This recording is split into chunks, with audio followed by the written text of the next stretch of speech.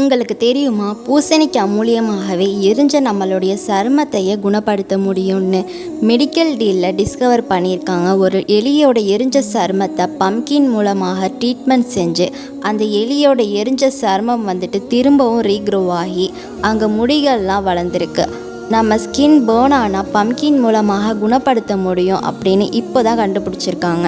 ஆனால் சுபஹானல்லாஹ், 1400 வருடங்களுக்கு முன்பதாகவே திருக்குர்ஆனில் இறைவன் நபி யூனுஸ் அலைஹிவஸல்லம் திமிகளை முழுங்கும்போது திமிங்கலத்துடைய வயிற்றில் ஏற்படக்கூடிய ஆசிட்னால் அவங்களுக்கு பாதிப்பு ஏற்பட்டுச்சு. அப்போது இறைவன் கூறுகிறான், நபி யூனுஸை நோயற்றிருந்த நிலையில் நாம் அவரை மீன் வயிற்றிலிருந்து வெளியேற்றி வெட்ட வெளியில் போட்டோம்.